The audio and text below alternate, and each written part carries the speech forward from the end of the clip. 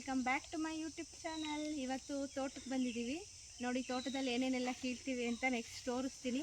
ಹೇಗಿದೆ ಅಂತ ಎಲ್ಲ ತೋರಿಸ್ತೀನಿ, ಒಂದ್ಸರಿ ನೋಡ್ಕೊಂಡು ಬನ್ನಿ. ಈ ವಿಡಿಯೋ ಇಷ್ಟ ಆದರೆ please like, share, comment and ಯಾರು ಇನ್ನೂ ಸಬ್ಸ್ಕ್ರೈಬ್ ಮಾಡದೆ ನೋಡ್ತಿದ್ದೀರಾ please subscribe to my channel.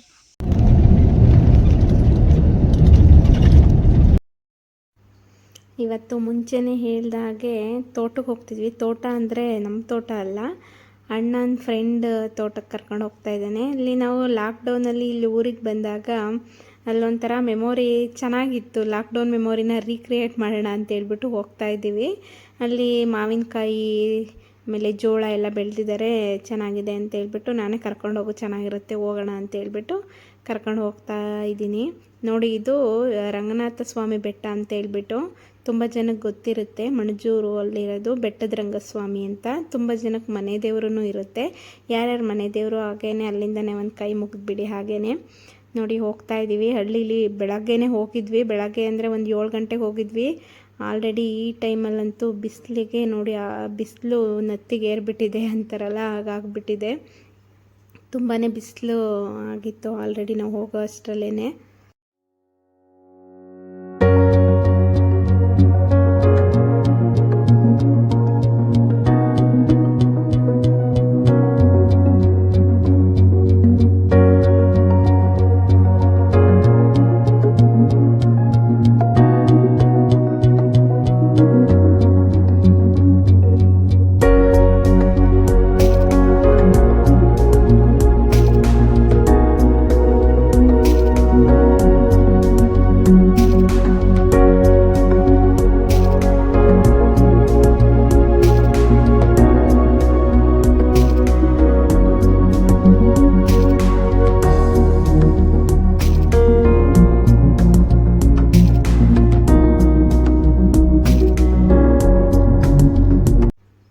ನೋಡಿ ಸುತ್ತ ಫುಲ್ ತೋಟ, ಮಧ್ಯದಲ್ಲಿ ಅವ್ರ ಮನೆ ಮಾಡ್ಕೊಂಡಿದ್ದಾರೆ. ನೋಡಿ ಹಸು ಕರು ಈ ಕಡೆಗೆ ಎರಡು ಎಲ್ಲ ನಮ್ಮನ್ನ ವೆಲ್ಕಮ್ ಮಾಡ್ತಾ ಇದ್ವು. ಹಾಗೆಯೇ ನೋಡಿ ಎಷ್ಟು ಚೆನ್ನಾಗಿದೆ ಅಂದರೆ ಸ್ವರ್ಗಕ್ಕೆ ಎರಡಗೇನು ಅಂತಾರಲ್ಲ ಆ ಥರ ತುಂಬಾ ಚೆನ್ನಾಗಿತ್ತು. ನಾವಂತೂ ಫುಲ್ ಖುಷಿಪಟ್ಟೆ. ನನಗಂತೂ ನೋಡಿ ತುಂಬಾ ಇಷ್ಟ ಆಯಿತು. ಆಮೇಲೆ ಹಾಗೆಯೇ ಆ ಕಡೆ ಹಿಂದೆ ಮಾವಿನ ಮರಗಳೆಲ್ಲ ಇದೆ. ಫಸ್ಟ್ ಅಲ್ಲೋಗಿ ಮಾವಿನಕಾಯಿ ಕಿತ್ಕೊಬರೋಣ ಅಂತೇಳ್ಬಿಟ್ಟು ಹೋಗ್ತಾ ಇದ್ದೀವಿ. ಹಾಗೆಯೇ ನಮ್ಮ ಅಣ್ಣ ಕ್ಯಾಮ್ರಾಮ್ಯಾನ್ ಆಗಿದ್ದಾನೆ. ಕ್ಯಾಮ್ರಾ ಹಿಡ್ಕೊಂಡು ಹಿಂದೆಯಿಂದ ಹಿಡಿತಾ ಇದೆಯಲ್ಲ, ಮುಂದೆಯಿಂದ ಹಿಡಿಬೇಕು, ಕ್ಯಾಮ್ರಾಮ್ಯಾನ್ ಮುಂದೆ ಹೋಗಿ ಹಿಡಿಬೇಕು ಅಂತೇಳ್ಬಿಟ್ಟು ನಾನು ಹಾಗೆ ಕಾಮಿಡಿ ಮಾಡಿಕೊಂಡು ಜೋಳ ನೋಡಿದ ತಕ್ಷಣ ಕೀಳೋಣ ಅಂತ ಆಸೆ ಆಯಿತು. ಅದಕ್ಕೆ ನಮ್ಮಣ್ಣ ಬಾ ಫಸ್ಟು ಮಾವಿನಕಾಯಿ ಕಿತ್ಕೊಬರೋಣ, ಆಮೇಲೆ ಜೋಳ ಕಿತ್ತರೆ ಆಯಿತು ಅಂತ ಹೇಳ್ಬಿಟ್ಟು ಹೋಗ್ತಾ ಇದ್ದೀವಿ.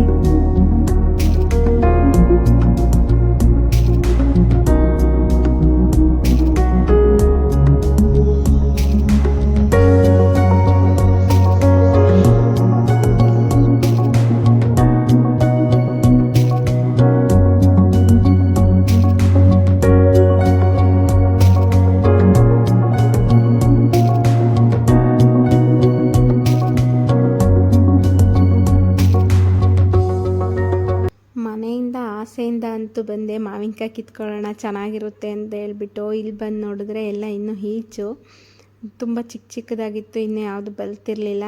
ಅಂದರೆ ಇವಾಗ ಮಳೆ ಇನ್ನೂ ಕರೆಕ್ಟಾಗಿ ಆಗಿಲ್ಲ, ಟೈಮಿಗೆ ಕರೆಕ್ಟಾಗಿ ಮಳೆ ಇಲ್ಲ, ಹಾಗಾಗಿ ಫಸಲನ್ನು ಕರೆಕ್ಟಾಗಿ ಬಿಟ್ಟಿರಲಿಲ್ಲ. ಎಲ್ಲೋ ಒಂದೊಂದು ದಪ್ಪ ಇದ್ವು ಅಷ್ಟೇ.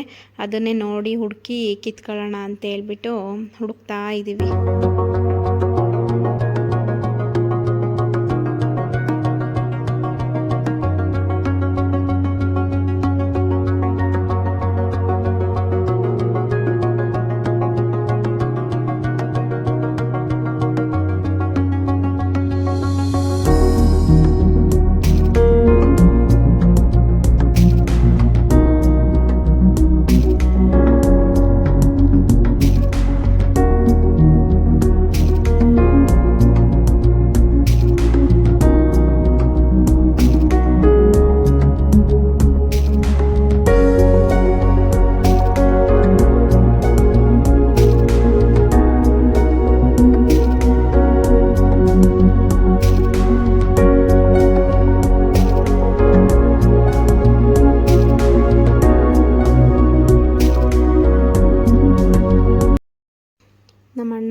ಬರಗಾಲದಲ್ಲಿ ತಲೆ ಮೇಲೆ ಕೈ ಎತ್ಕೊಂಡು ಮಳೆ ಬರುತ್ತೋ ಇಲ್ವೋ ಅಂತ ನೋಡ್ತಾರಲ್ಲ, ಆ ಥರ ನೋಡ್ತಾ ಇದ್ದ.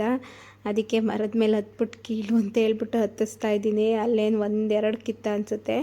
ಆಮೇಲೆ ಕೋಲ್ ಎತ್ಕೊಂಬಂದು ಕೋಲ್ ಕೀಳೋಣ ಅಂತ ಹುಡುಕ್ತಾ ಇದ್ವಿ. ನೋಡಿ ಮರಕ್ಕೆ ಹತ್ತಿಸ್ತಾ ಇದ್ದೀನಿ ನಮ್ಮ ಅಣ್ಣನ.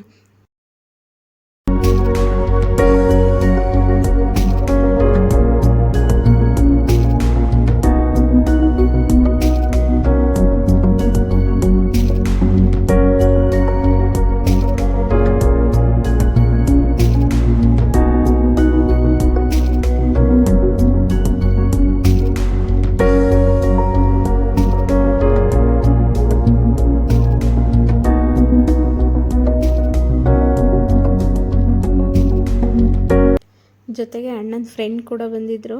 ಅವರೂ ಹೆಲ್ಪ್ ಮಾಡ್ತಾ ಇದ್ದಾರೆ ಮಾವಿನಕಾಯಿ ಕೀಳೋಕ್ಕೆ. ಅದು ಎಷ್ಟು ಹೊಡೆದ್ರೂ ಬೀಳ್ತಾ ಇಲ್ಲ, ಅದಕ್ಕೆ ಸರ್ಕಸ್ ಮಾಡಿ ಕೀಳ್ತಾ ಇದ್ದಾರೆ. ಅದು ಅವ್ರು ಹೊಡೆದಿದ್ದ ಏಟಿಗೆ ಹಾರ್ಕೊಂಡು ಬೇಲಿಯಿಂದ ಆಚೆನೇ ಓಡೋಯ್ತು. ಹಾಗಾಯಿತು ಕತೆ.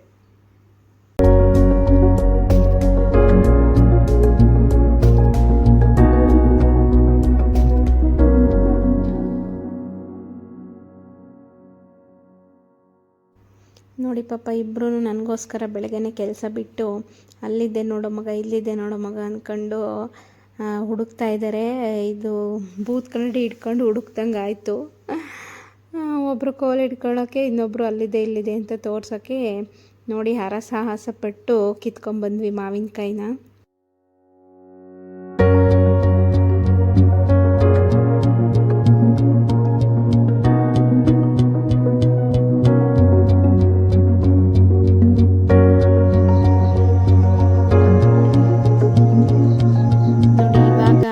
ಕೀಳ್ತೀನಿ ಅಂತ ಹೇಳಿಬಿಟ್ಟು ನಾನು ಪೈಪ್ನ ತಗೊಂಡು ಬರ್ತಾಯಿದ್ದೀನಿ.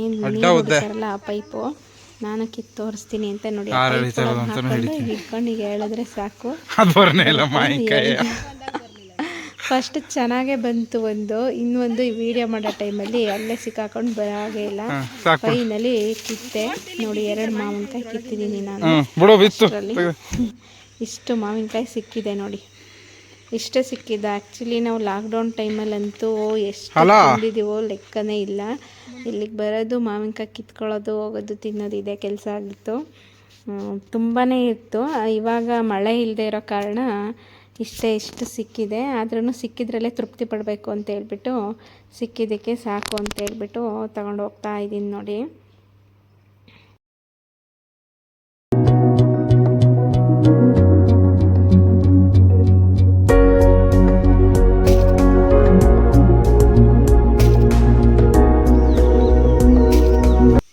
ಹಾಗೆಯೇ ಅಲ್ಲಿ ಕರಿಬೇವು ಸೊಪ್ಪಿನ ಮರನೂ ಕೂಡ ಇತ್ತು.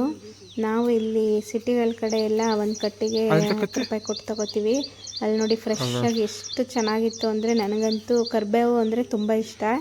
ಹಾಗಾಗಿ ಕರಿಬೇವು ಸೊಪ್ಪು ನೋಡಿದ ತಕ್ಷಣ ತುಂಬಾ ಖುಷಿ ಆಗೋಯ್ತು. ಕಿತ್ಕೊಳ್ಳೋಣ ಅಂತ ಹೇಳ್ಬಿಟ್ಟು ಸರಿಯಾಗಿ ಕಿತ್ಕೊತಾ ಇದ್ದೀನಿ ನಾನು. ಪಾಪ ಅವ್ರು ಏನೂ ಹೇಳಲಿಲ್ಲ, ಆಯಿತು ಕಿತ್ಕೊಳ್ಳಮ್ಮ ಅಂತ ಹೇಳ್ಬಿಟ್ಟು ಬಿಟ್ಟರು. ನೋಡಿ ಅಲ್ಲಿ ಇರುವೆಗಳು ಹುಡ್ಕೊಂಡ್ವು ನನಗೆ. ಎಷ್ಟು ಕೀಳ್ತೀಯ ಸಾಕು ಬಿಡು ಅಂತನೋ ಏನೋ. ಎಲ್ಲಿ ಹೋದರೂ ಇರುವೆಗಳು ಕಾಣಿಲ್ಲ. ನೋಡಿ ಇಲ್ಲಿ ನುಗ್ಗೆಕಾಯಿ ಮರ ಇತ್ತು, ಹಾಗೆ ನುಗ್ಗೆಕಾಯಿ ಕಿತ್ಕೊಳ್ಳೋಣ ಅಂತ ಹೇಳ್ಬಿಟ್ಟು ಬಂದ್ವಿ. ಪಾಪ ಅವ್ರು ಎಲ್ಲಾನು ಕಿತ್ಕೊಳ್ಳಿ ಅಂತ ಹೇಳ್ಬಿಟ್ಟು ಹೇಳ್ತಾ ಇದ್ರು. ತುಂಬ ಒಳ್ಳೆ ಜನ. ನಮ್ಮ ಕಡೆ ನುಗ್ಗೆಕಾಯಿ ನೋಡಿ, ನಮ್ಮ ನೇತ್ರ ಮತ್ತು ಸತಿಯವರು ನುಗ್ಗೆಕಾಯಿ ಕೊಯ್ತವ್ರೆ. ಅದು ಬರಕ್ಲ ಅಂತ ಗೊತ್ತಿದ್ದೆ ಹೇಳ್ತಿರೋದು. ನೀನೇನು ಮಾತಾಡಿಲ್ಲ, ಅದು ಹಾಕಿರಕ್ಕಲ್ಲ. ಎಡಿಟ್ ಮಾಡುವಾಗ ನಗು ಬರ್ತಾ ಇರ್ತದೆ ಅಷ್ಟೇ.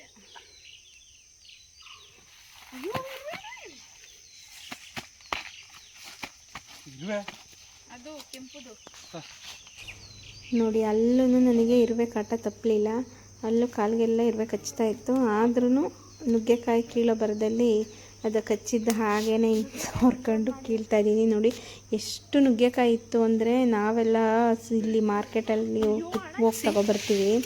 KG ಕೊಟ್ಬಿಟ್ಟು ತಗೊಬರ್ತೀವಿ. ಇಲ್ಲಂತೂ ಮರ ತುಂಬ ನೇತಾಡ್ತಾ ಇತ್ತು. ಹಾಗಾಗಿ ಕಿತ್ಕೋತಾ ಇದ್ದೀವಿ. ನಾಟಿ ನುಗ್ಗೆಕಾಯಿ ಅಂತಾರೆ ಇದನ್ನು. ತುಂಬಾ ಟೇಸ್ಟಿಯಾಗಿರುತ್ತೆ ಸಾಂಬಾರಂತೂ.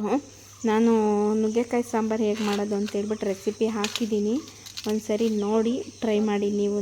ಹಾಗೆಯೇ ಇಲ್ಲಿ ಜೋಳ ಕಿತ್ಕೊಳ್ಳೋಣ ಅಂತೇಳ್ಬಿಟ್ಟು ನನ್ನ ಮಗಂಗಂತೂ ಜೋಳ ಅಂದರೆ ಫುಲ್ ಫೇವ್ರೆಟ್ ಅಂದರೆ ಫುಲ್ ಫೇವ್ರೆಟ್ ಅಂತ ಹೇಳ್ಬೋದು. ತುಂಬಾ ಇಷ್ಟ ಅವನಿಗೆ.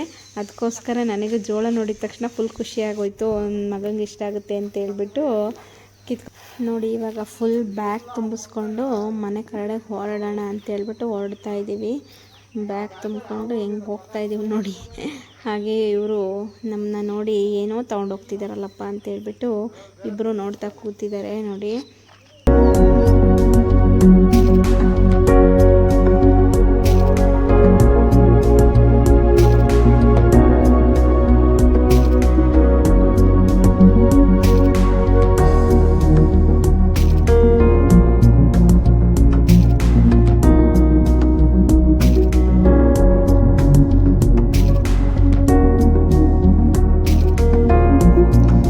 ಮನುಷ್ಯರಿಗೆ ಆಸೆ ಅನ್ನೋದು ಎಷ್ಟಿರುತ್ತೆ ಅಂತ ಹೇಳ್ಬಿಟ್ಟು ಅಲ್ಲಿ ಕಿತ್ಕೊಂಬಂದಾಯಿತು. ಹೋಗ್ತಾನೆ ನಮ್ಮ ಅಣ್ಣ ಇಲ್ಲಿ ಈ ಮರದಲ್ಲಿ ಚೆನ್ನಾಗಿದೆ ನೋಡು ಅಂತ ಹೇಳ್ಬಿಟ್ಟು ತೋರಿಸ್ಕೊಂಡು ಹೋಗಿದ್ದ. ಅಲ್ಲಿ ಸಿಕ್ಕಿಲ್ಲ ಅಂದರೆ ಇಲ್ಲಿ ಕಿತ್ಕೊಂಡು ಹೋಗೋಣ ಅಂತ ಹೇಳ್ಬಿಟ್ಟು ಅಲ್ಲಿ ಸ್ವಲ್ಪ ಸಿಕ್ತು. ಆದ್ರೂ ಇಲ್ಲೊಂದು ಸ್ವಲ್ಪ ಕಿತ್ಕೊಳ್ಳೋಣ ಅಂತ ಹೇಳ್ಬಿಟ್ಟು ಇನ್ನೊಬ್ಬರು ಮನೆ ಇದು ಅಣ್ಣನ ಫ್ರೆಂಡೇ, ಅಲ್ಲಿ ಕಿತ್ಕೋತಾ ಇದ್ದೀವಿ ನೋಡಿ. ಇಲ್ಲಿ ಸ್ವಲ್ಪ ಅಲ್ಲಿಗಿಂತ ಇಲ್ಲಿ ಸ್ವಲ್ಪ ದಪ್ಪ ದಪ್ಪ ಇದ್ವು, ಅದಕ್ಕೆ ಅವರು ಎಂಕರೇಜ್ ಮಾಡ್ತಾ ಇದ್ದಾರೆ. ಓ ಶಬಾಷ್ ಶಬಾಷ್ ಅಂತ ಹೇಳ್ಬಿಟ್ಟು ಕ್ಲ್ಯಾಪ್ ಹಾಕ್ತಿದ್ದಾರೆ ಅಣ್ಣ.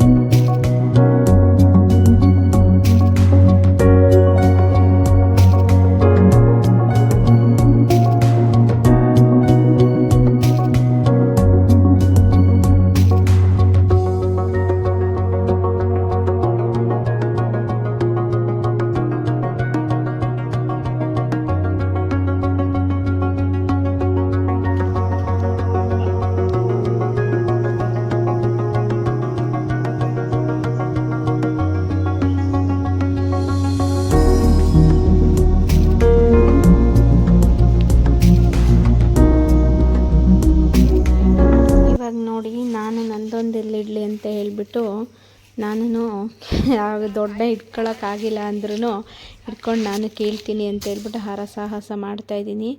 ಆದರೆ ಒಂದೇ ಒಂದು ಕೀಳಲಿಲ್ಲ. ಅವ್ರು ಕಿತ್ತಿರೋದನ್ನ ಎತ್ಕೊಂಡ್ಬಂದು ತೋರಿಸ್ತಾ ಇದ್ದೀನಿ ಅಷ್ಟೇ ನೋಡಿ ನಾನು ಕಿತ್ತಿದ್ದು ಅಂತ ಹೇಳ್ಬಿಟ್ಟು.